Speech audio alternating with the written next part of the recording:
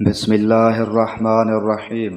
عبداللہ بن عباس رضی اللہ عنہما نے بیان کیا کہ فضل بن عباس حجۃ الوداع میں رسول اللہ صلی اللہ علیہ وسلم کے ساتھ سواری کے پیچھے بیٹھے ہوئے تھے کہ قبیلہ خشم کی ایک خوبصورت عورت آئی۔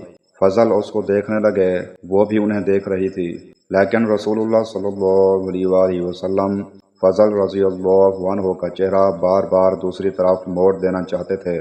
اس عورت نے کہا کہ یا رسول اللہ کا فریضہ حج میرے والد کے لیے ادا کرنا ضروری ہو گیا ہے، لیکن وہ بہت بوڑھے ہیں، اونٹنی پر بیٹھ نہیں سکتے، کیا میں ان کی طرف سے حج بدل کر سکتی ہوں؟ ہاں، حضور صلی اللہ علیہ وسلم نے فرمایا کہ ہاں، یہ حجۃ الوداع کا واقعہ تھا۔ صحیح بخاری حدیث نمبر 1513۔ حضرت عبداللہ بن عمر رضی اللہ عنہما نے بیان کیا کہ رسول اللہ صلی اللہ علیہ وسلم نے فطر کی زکوٰۃ یعنی صدقہ فطر 1 صاع کھجور یا 1 صاع جو فرض قرار دی تھی۔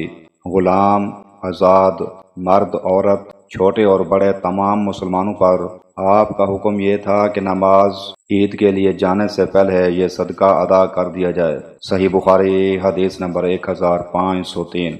حضرت عائشہ صدیقہ رضی اللہ عنہا سے روایت ہے کہ نبی کریم صلی اللہ علیہ وسلم نے ان کے ساتھ ان کے بھائی عبد الرحمن کو بھیجا اور انہوں نے عائشہ رضی اللہ عنہا کو تنعیم سے عمرہ کرایا اور پالان کی پچھلی لکڑی پر ان کو بٹھا لیا۔ حضرت عمر رضی اللہ عنہ نے فرمایا کہ حج کے لیے پلانے باندھو، کیونکہ یہ بھی ایک جہاد ہے۔ صحیح بخاری حدیث نمبر 1516۔ ثمامہ بن عبداللہ بن انس نے بیان کیا کہ حضرت انس رضی اللہ عنہ ایک پلان پر حج کے لیے تشریف لے گئے اور آپ بخیل نہیں تھے۔ آپ نے بیان کیا کہ نبی کریم صلی اللہ علیہ وسلم بھی پلان پر حج کے لیے تشریف لے گئے تھے، اسی پر آپ کا اسباب بھی لدا ہوا تھا۔ صحیح بخاری حدیث نمبر 1517۔ حضرت ابو ہریرہ رضی اللہ عنہ سے روایت ہے کہ نبی کریم صلی اللہ علیہ وسلم سے کسی نے پوچھا کہ کون سا کام بہتر ہے؟ آپ صلی اللہ علیہ وسلم نے فرمایا کہ اللہ اور اس کے رسول پر ایمان لانا۔ پوچھا گیا کہ پھر اس کے بعد؟ آپ صلی اللہ علیہ وسلم نے فرمایا کہ اللہ کے راستے میں جہاد کرنا۔ پھر پوچھا گیا کہ پھر اس کے بعد؟ آپ صلی اللہ علیہ وسلم نے فرمایا کہ حج مبرور۔